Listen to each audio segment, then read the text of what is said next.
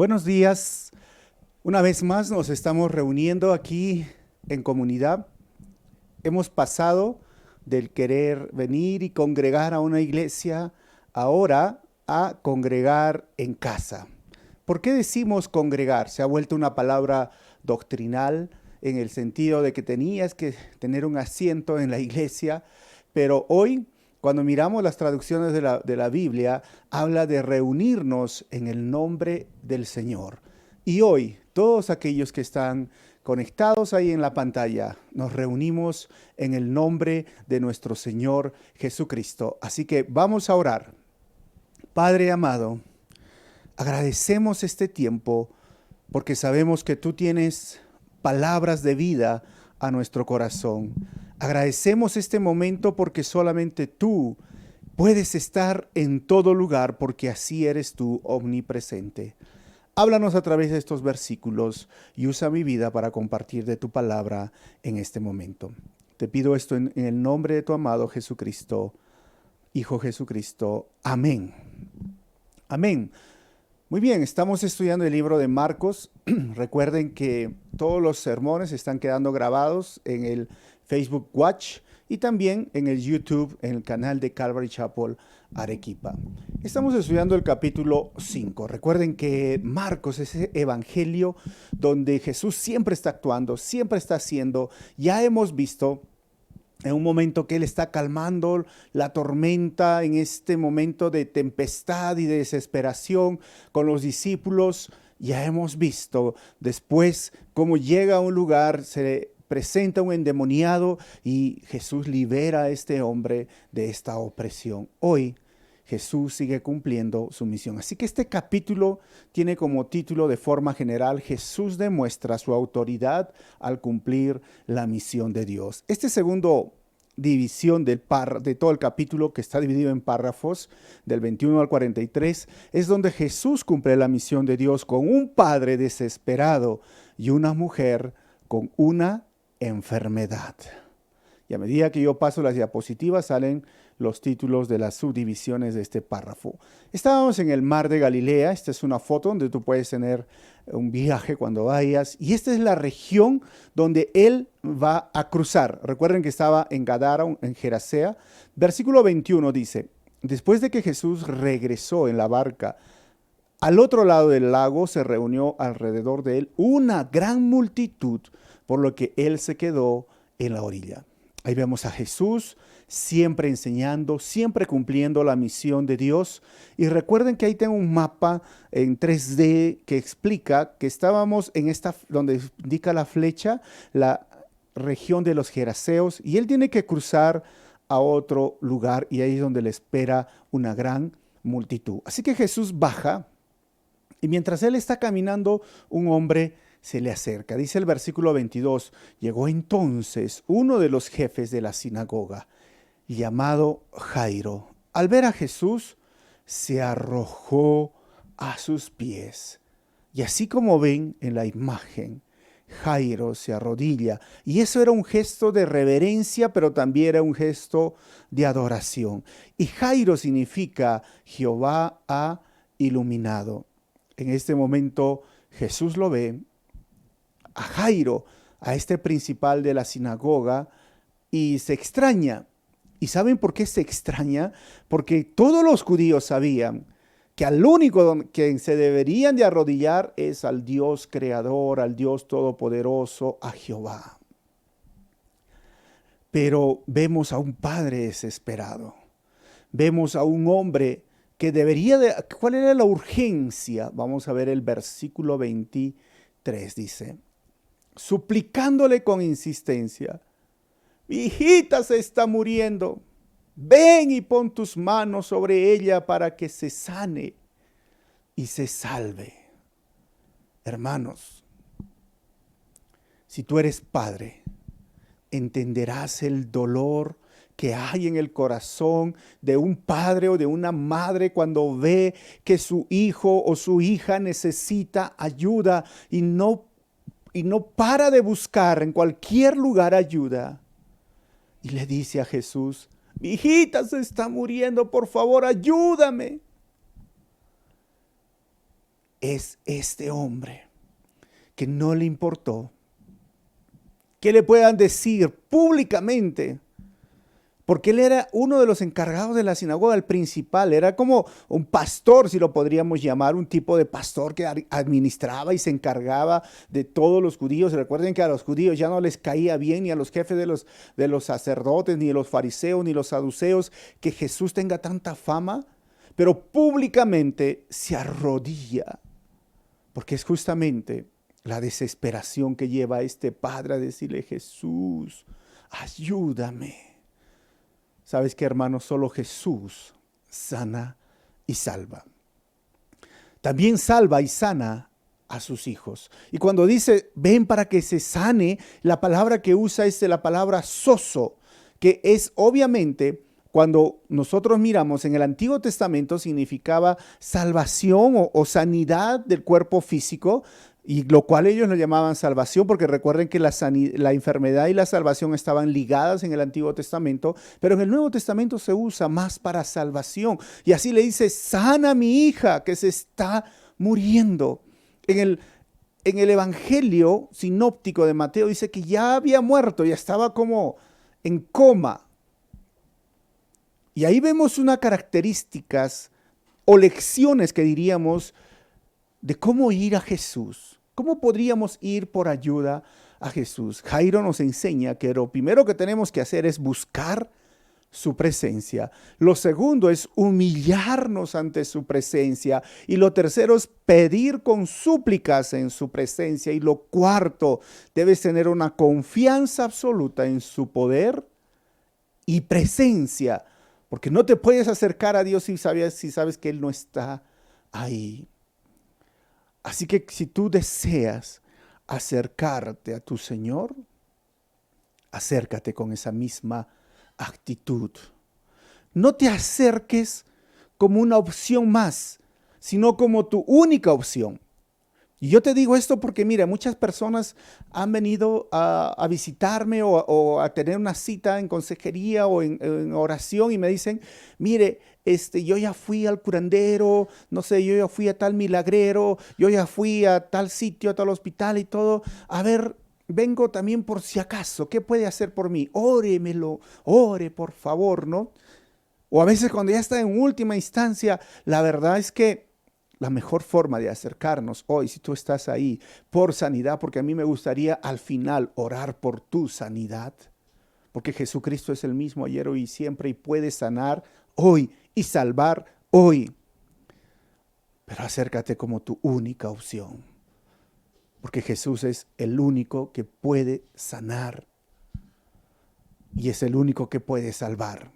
Cuando dice sana y salva, mira, es curioso porque no todos los que fueron sanados por Jesús en su ministerio fueron salvos. No todos, porque muchos de ellos no se sabe nada. Pero Jesús quiere salvar, pero a la vez sanar. Y en algunos empieza sanando y luego ellos se salvan o no se salvan, pero Jesús también quiere sanar a aquellos que ya son salvos. Si tú y yo ya somos salvos, si tú tienes alguna enfermedad, estás padeciendo, tienes algún dolor, bueno, vamos a orar al final. Versículo 24. Dice: Jesús se fue con él y lo seguía una gran multitud, lo cual lo apretujaba. Y ahí vemos esa multitud, es como cuando tú vas de compras en Navidad, algo así, muy parecido. 25. Había entre la gente.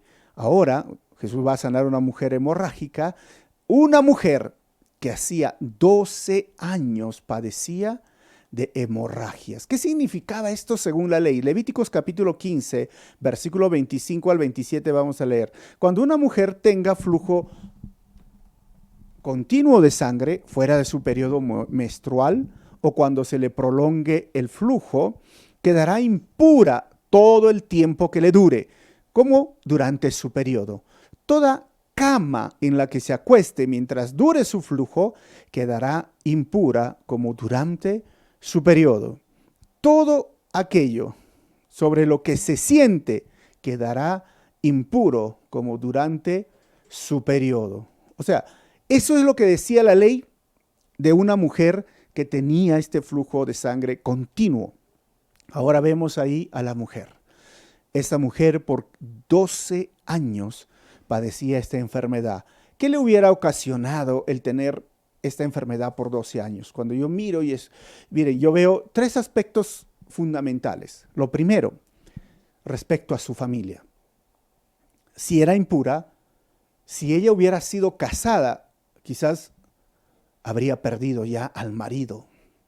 Y si ella hubiera sido soltera, hasta ahora no podía casarse, porque ¿quién quiere casarse con una mujer impura? Y segundo, si ella tenía padre o madre o hermanos, evidentemente no podía estar cerca de ellos, porque donde se siente o donde se acueste, iba a quedar manchado, sucio. Pareciera muy a lo que nosotros hoy estamos viviendo en medio de esta pandemia. Cuando alguien se contagia, ya no puedes estar cerca de esta persona. Hoy, como medida de prevención, lo que tenemos es el no estar cerca de una persona, mínimo pues 2 metros.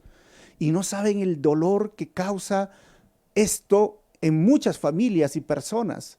Y es más, como latinos, la gran mayoría, no todos, ¿no? Porque algunos dicen, no, a mí no me gusta saludar, dar la mano, ni besos, ni abrazos. Bueno, pero la gran mayoría, créanme, que nos gusta dar un abrazo, ¿no? Un saludo así bien fuerte, un beso en la mejilla, pero hoy no podemos, nos tenemos que ver de lejos. Pareciera algo así, no nos gusta, pero imagínense, ella está por 12 años, nosotros ya estamos, no sé, 3 meses y ya estamos sintiéndonos incómodos. Ahora, desde el punto de vista de la sociedad judía y el asunto religioso, que sería el tercer aspecto que estaba relacionado, era que esta mujer estaba expulsada de la sinagoga porque era impura y estaba expulsada de los sitios públicos de la sociedad porque era impura. Y es más, no podía ni siquiera acercarse al templo, porque el templo, recuerden que el templo, el lugar donde iba, había un patio de las mujeres y tampoco podía ir. Así que tenemos una mujer que por 12 años también está sufriendo. Y queremos ver, miren, cómo fue que sufrió. Versículo 26. Dice, había sufrido mucho a manos de varios médicos y se había gastado todo lo que tenía sin que le hubiera servido de nada, pues en vez de mejorar, iba de mal en peor. O sea, no solamente tenemos una mujer que es como nada ni nadie en la sociedad, ni en la religión, ni con su familia, excluida, básicamente considerada de menos. También tenemos una mujer que está en pobreza, porque sabes que cuando una persona está en necesidad, sea emocional o física, busca cualquier forma, hasta vende sus cosas para ser ayudado. Y esta mujer fue a todos los médicos y había sufrido todo el dolor que pueda ocasionar a veces una sociedad o una religión o una, ¿qué diríamos dentro de esto? Un sistema en el cual los llevaba a denigrar, desprestigiar, minimizar y poner en ridículo a personas que estaban padeciendo esta enfermedad. ¿Y cómo podía gastar tanto dinero? Miren, la cura judía mencionada en el Talmud para este problema consistía en lo siguiente: 2 cosas. La persona llevaría las cenizas de un huevo de avestruz en una bolsa de lino alrededor del cuello y en invierno en una bolsa de algodón. Lo segundo que decía el Talmud era: deberían llevar granos de cebada del estiércol de una burra blanca. Y esto lo puedes encontrar en Shap 110 A y B. O sea, si tú miras a esta mujer, era como hoy lo que estamos viendo, ¿no? Mira, ¿cómo puedo sanarme del virus? Tómate esto, tómate lo otro. Mira, hazte un brebaje de esto, corre al otro. Y es increíble las cosas que uno puede hacer realmente cuando está en una necesidad de salud. Y hoy especialmente cuando vemos el abuso de aquellas personas que están comercializando con la medicina. ¿De dónde sacamos el dinero? No importa. Aunque sea vendo lo que tengo con tal de querer ver la salud de nuestros seres queridos. Pero esta mujer había seguido el consejo del Talmud o de muchos otros médicos. Quizás hubiera sido alguien que agotó todos los medios por 12 años buscando ayuda. Y ahí ve a Jesús. Y cuando ve a Jesús en el versículo 27, dice, cuando oyó hablar de Jesús, se le acercó por detrás entre la gente y le tocó el manto. Y miren, ella le toca el manto. Así que veo que la desesperación nos vuelve atrevidos, pero debemos de atrevernos a buscar a Jesús en humildad y confianza absoluta. Y cuando habla de lo que le tocó el manto, básicamente está hablando del talit.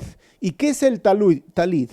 En el Números capítulo 19, versículo 38 al 40, es ese manto que se ponían para orar en la cabeza y que tenía flecos y que tenía 13 líneas que les hacía recordar los mandamientos de Dios. Y ahí vemos ahora a esta mujer. No le importaba la multitud. Quizás estaba siendo apretada, quizás estaba, miren, aún molestando, diríamos, frente a esta sociedad, que si la tocaban a ella también quedaban contaminados y tenían que hacer toda la ceremonia de purificación. Entonces dice el versículo 28, ¿qué pensaba ella? ¿Por qué quería tocar? Dice el versículo 28, pensaba, si logro tocar siquiera su ropa, quedaré sana. Si logro tocar, si tan solo miren su ropa, quedaré sana. Ahora, esto es muy interesante, ¿no? Porque, ¿qué tiene que ver la ropa? ¿Qué tiene que ver la ropa con la sanidad? Y podríamos decir, oye, esto parece algunas iglesias que no son ya cristianas y que hablan y dicen de cosas extrañas y raras. Podríamos decir muchas cosas desde nuestra perspectiva, a veces doctrinal. Pero aquí lo que más se ve es la fe de esta mujer.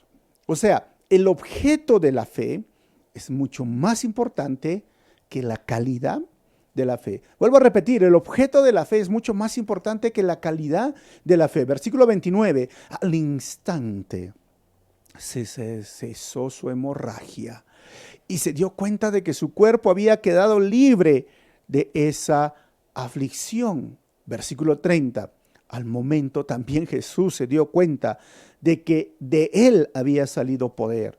Así que se volvió hacia la gente y preguntó, ¿quién me ha tocado la ropa? ¿Quién me ha tocado la ropa? Mire, ahí vemos a Jesús buscando entre todas las personas y mirando. ¿No? ¿Se imaginas en ese momento? Jesús está ahí y lo mira. Dice, ¿tú me has tocado la ropa?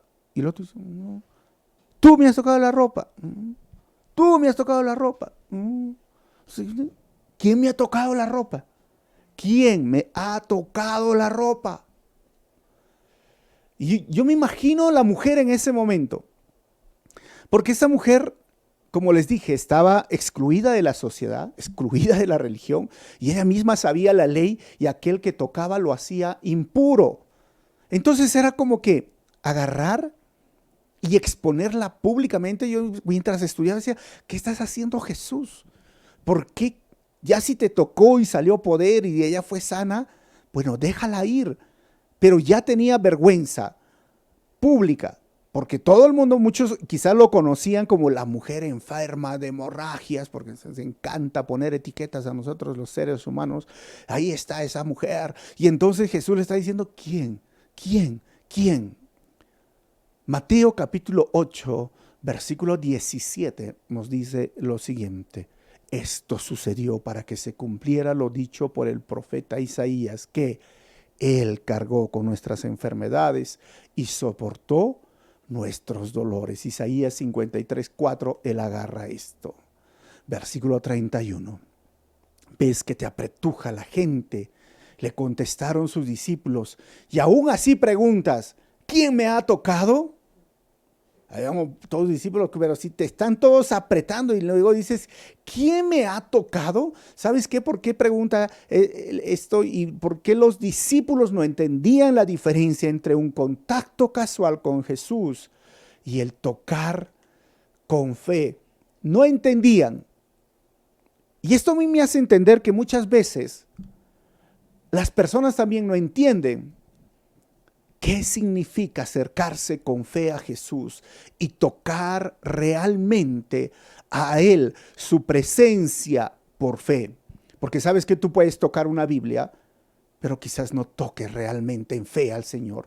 Tú puedes tocar, no sé, un hermano en la iglesia, pero realmente no estás tocando al Espíritu Santo en fe.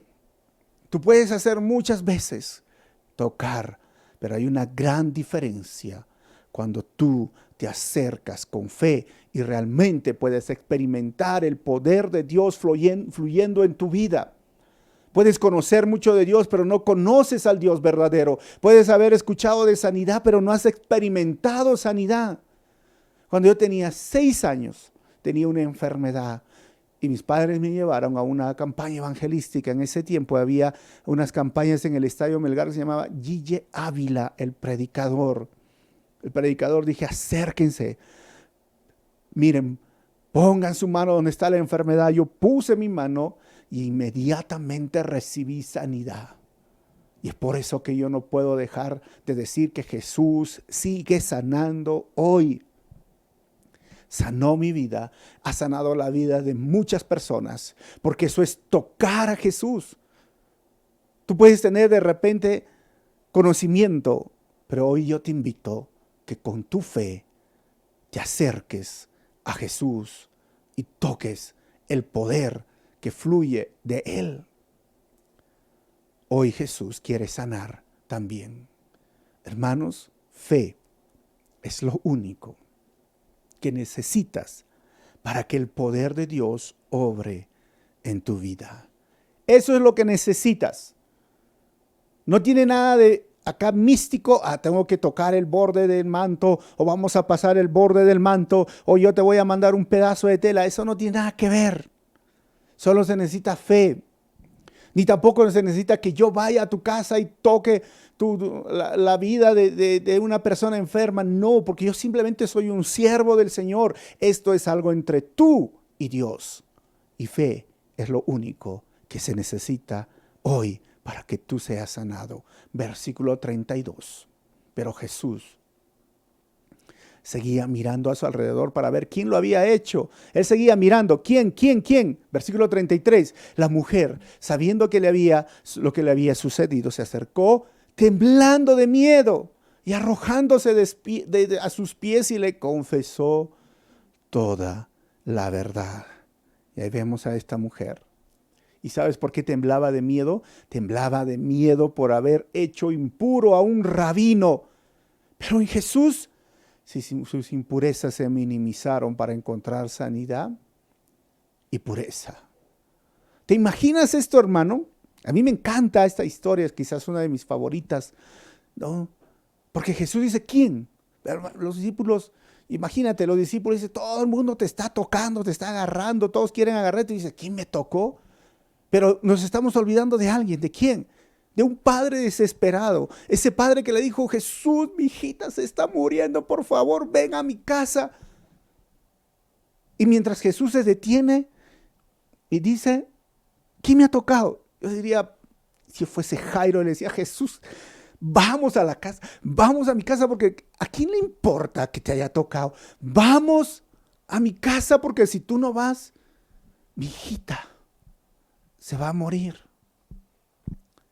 Y Jesús sigue insistiendo, dice, pero no, alguien me tuvo que haber tocado.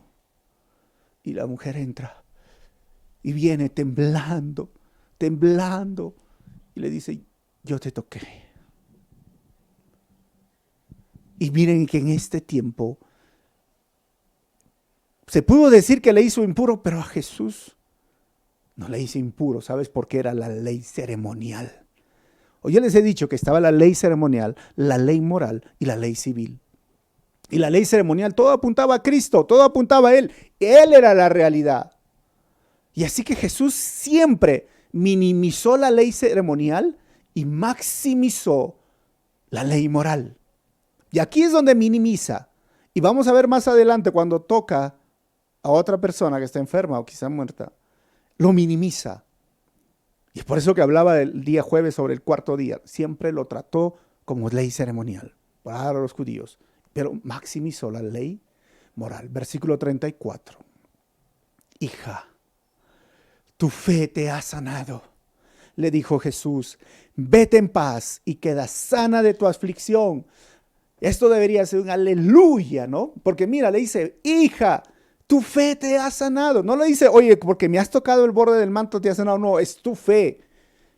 Y increíblemente cuando tú miras en todos los evangelios, a nadie dijo hijo, hija. Solo a esta mujer, que era no, nadie, ni siquiera conocemos el nombre de esta mujer. Y que no tenía dinero. Jesús es el Dios de los más necesitados. Y le dice, hija, tu fe te ha sanado. Vete en paz. O sea, lo que estaba haciendo Jesús, aunque pareciera que quería humillar a la mujer y decirle, ¿por qué me has tocado? Y ella temblando, Jesús la afirma, es decir, le da unas palabras de ánimo y la consuela y lo hace público su sanidad. Esa era la intención de Jesús, lo hace público y le dice, ¿sabes? Estás sana.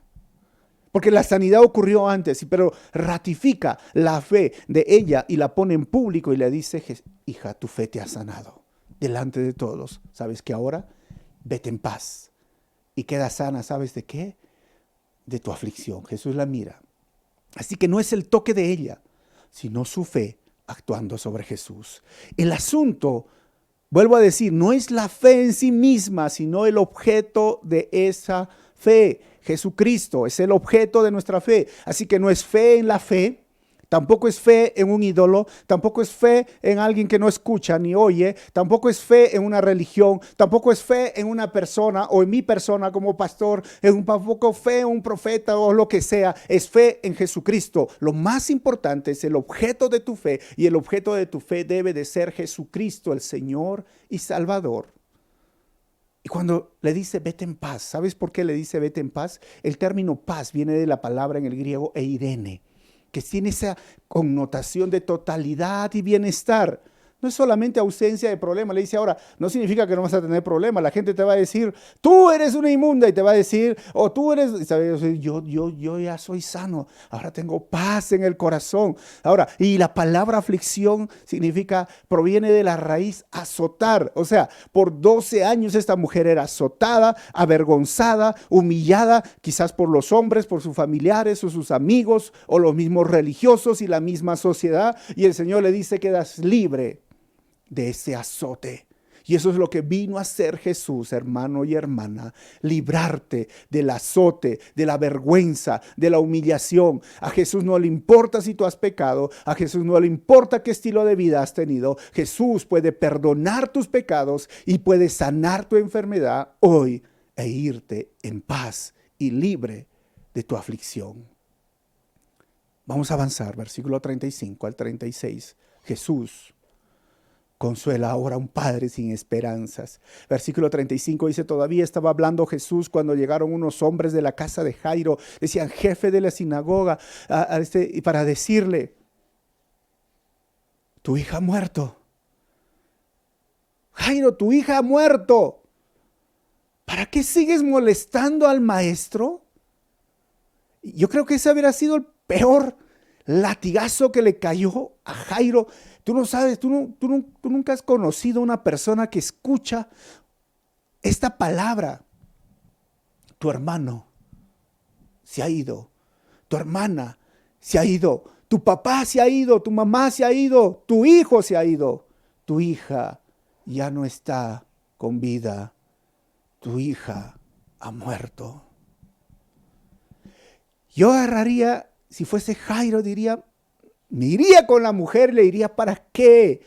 ¿Para qué retrasaste al maestro? Era mi única esperanza. ¿Por qué, Jesús, te detuviste? ¿Por qué? Un corazón destrozado, un corazón que ya sus esperanzas estaban destruidas. Hermanos, Dios nunca llega tarde, pero parece que llega tarde para el que sufre. Y Jesús en el versículo 36 le dice, sin hacer caso de la noticia, Jesús le dijo al hombre, a este jefe de la sinagoga, no tengas miedo, cree nada más, no tengas miedo, cree nada más. Hermanos, el miedo es lo opuesto a la fe. No tengas miedo, cree solamente. Versículo 37. No dejó que nadie lo acompañara excepto Pedro, Jacobo y Juan, el hermano de Jacobo. 38. Cuando llegaron a la casa del jefe de la sinagoga, Jesús notó el alboroto y que la gente lloraba y daba grandes alaridos. Ya ven las mujeres llorando y gritando. 39. Entró y les dijo, ¿por qué tanto alboroto y llanto? La niña no está muerta, sino dormida. La niña no está muerta, sino dormida. Hermanos, hermanas, amigos, amigas, Él es el Dios de la vida y Él sabe lo que está diciendo. Este versículo algunos han sacado fuera del contexto, ¿no? Para decir a las chicas que duermen bastante. Hay chicas, hay señoritas que duermen, parece que estuvieran muertas, dicen, ¿no? Oye, y su versículo favorito en su puerta que han puesto, la niña no está muerta, sino que está dormida. Pareciera, algunos dicen que han sacado fuera del contexto. Pero cuando Jesús dice esto, Él está hablando una verdad. A todo este grupo de personas que están ahí llorando. Ahora, en la cultura judía, se contrataban personas para que lloren en los funerales. Si tú eras pobre, el que ofrendaba palomitas, porque también se podía ofrendar y hacer sacrificios, la ley decía que mínimo deberías tener 2 flautistas, porque tocaban su flauta, y una mujer que llora, y lloraba, y lloraba, y entonces era sinónimo de dolor. Pero un principal de la sinagoga probablemente tenía más de estas personas llorando, porque ya su hija había partido. Miramos ahí a la niña, está echada en la cama. Versículo 40. Entonces empezaron a burlarse de él. Pero él los sacó a todos. Tomó consigo al padre y a la madre de la niña y a los discípulos que estaban con él y entró donde estaba la niña. Es curioso esto, ¿no? Porque dice el texto, empezaron a burlarse de él. Obviamente que empezaron a burlarse de él porque estas mujeres que lloraban, no lloraban porque realmente sentían el dolor. ¿Sabes por qué lloraban? Porque les pagaban para que lloren. Y entonces estaban llorando, y Jesús dice, no está muerta, sino que está dormida. Se ríen a carcajadas porque realmente no tenían ni sentían el dolor. ¿Y por qué dijo esto? Miren, es lo mismo que vemos en Romanos capítulo 4, versículo 17, la parte B, cuando iba Abraham a sacrificar a su único hijo Isaac, le dijo, te he confirmado como padre de muchas naciones. Y así que Abraham creyó. Abraham tuvo fe en el Dios. ¿Sabes cuál es el Dios? Que da vida a los muertos y que llama las cosas que no son como si ya existieran. Ese es el Dios al que tú y yo adoramos, hermano. Al que da vida a los muertos y al que llama las cosas que no son como si fuesen.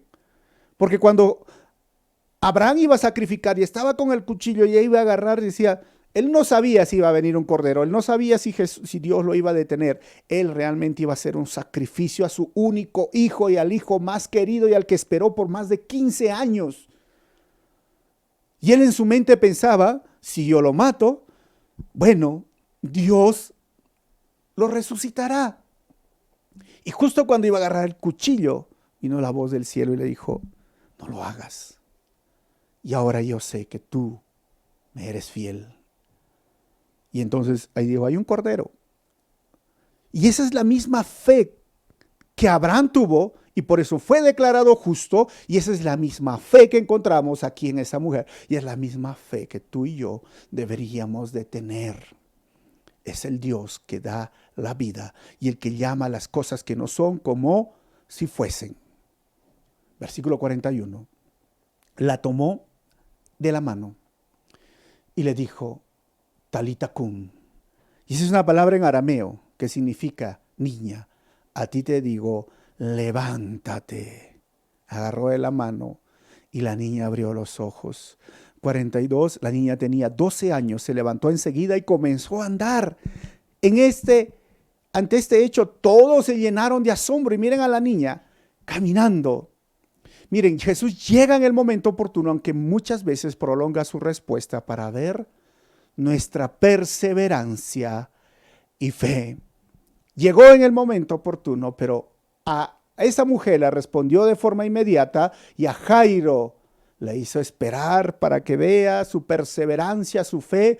Y si Jesús ya te respondió, amén. Pero si todavía no te ha respondido, persevera en fe, porque Dios trata como Él desea a muchas personas, porque Él es soberano.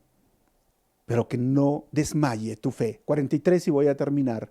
Él dio órdenes estrictas de que nadie se enterara de lo ocurrido y les mandó que le dieran de comer a la niña. Entonces probablemente fue un asunto de semanas, de días que estaba enferma y estaba pues débil. Le dijo, vayan y denle de comer. Ahora el autor de Marcos, que es Marcos, pone algunos contrastes en esta historia y a mí me gusta y lo vamos a estudiar. Miren, 12 años de vida de una niña versus 12 años de aflicción de la mujer. Jairo se presenta con su nombre, un hombre importante, versus una desconocida. No sabemos quién es esa mujer. Un importante en la sinagoga versus una don nadie. Un rico, Jairo, versus una pobre mujer. Jairo vino en público versus la mujer vino en secreto. Jairo necesitaba que Jesús vaya y tocara a su hija versus tan solo tocar el manto de Jesús. ¿Se dan cuenta? Jairo recibió respuesta posterior versus respuesta inmediata de la mujer. La hija sanada en secreto versus la mujer sanada en público. Porque cuando va a sanar a la mujer dice, solo vengan estos tres. Y el papá y la mamá y los demás fuera, en secreto. ¿Y por qué? Muchos dicen, ¿por qué esos tres, los discípulos? Miren, ese era el círculo íntimo de Jesús. Y lo único que tengo que decirte es que depende de ti si quieres estar más cerca para hacer ese círculo íntimo del Señor. Conclusiones finales. Primero, siempre debemos de acercarnos a Jesús con humildad, ruego y con confianza absoluta. 2. Es más importante el objeto de mi fe, Jesús, que la fe en sí mismo. Y número 3, Jesús cumple su misión y tomó nuestro dolor, enfermedad e impurezas y los llevó al madero, a la cruz, por amor a nosotros. 4, Jesús sigue hoy sanando y salvando. Tengo 2 preguntas para ti. ¿Quieres ser sano? ¿Quieres ser salvo? Recuerda, lo más importante es el objeto de tu fe, Jesucristo. Y no se trata de tocar o no tocar físicamente, se trata de tocar con fe, espiritualmente, al Maestro. ¿Crees que Jesús tiene el poder de resucitar a los muertos o de dar vida a los muertos? ¿Crees que Jesús hoy puede sanar tu enfermedad? Cierra tus ojos donde tú estás. Déjame orar por ti, por tu sanidad. Vamos a orar. Cierra tus ojos. Y pon tu mano, si tú deseas, pon tu mano donde está la enfermedad. Yo no estoy ahí, solo es algo entre tú y Dios. Vamos a hacer, pon tu mano donde está la enfermedad. Pon tu mano donde está la aflicción, donde está el dolor. Y deja que el poder sanador de Jesús venga sobre tu vida. Vamos a orar. Señor Jesús, para ti no hay nada imposible. Sé que tú estás donde mi hermano, mi hermana, donde esa persona está viendo esta transmisión, porque tú eres omnipresente y estás en todo lugar y tu poder hoy sigue actuando. Tú, Señor, eres el mismo ayer, hoy y siempre, y yo te pido en este momento que quites toda dolencia, que quites toda enfermedad, que quites, Señor, toda aflicción. Señor, que tengas compasión de aquellos que están enfermos. Señor, sánalos en este momento. Sánalos con tu poder. Restaura esas células dañadas. Restaura, Señor, esos músculos dañados. Restaura, Señor, hoy haz un milagro. Haz un milagro, Señor, en esa vida que está poniendo tu confianza, su confianza en ti. Y no eres una opción más, eres la única opción. Y venimos humildemente a suplicarte por sanidad. Y sana mi cuerpo, y sana mis dolencias. Y yo te suplico que quites la enfermedad de esos cuerpos y de mi vida. Padre, Jesús, Espíritu Santo, nos humillamos y nos postramos delante de ti. Y recibimos hoy un milagro en nuestra vida. Gracias, Señor. Oramos así en el nombre de nuestro Señor Jesucristo. Amén. Amén. Dios te bendiga. Recuerda, esa es la misión de Dios. La misión de Dios se va cumpliendo para salvar, para sanar. Y vamos a continuar nuestro estudio de Marcos la próxima semana a las 11, no te olvides. Y el miércoles continuamos con el libro de Primera de Reyes. Síguenos para más estudios en la página de Facebook Calvary Chapel Arequipa. Nos vemos. Dios te bendiga. Si algo ha sucedido, escríbenos para darle la gloria al Señor. Danos las buenas noticias como Jesús ha sanado tu enfermedad. Nos vemos.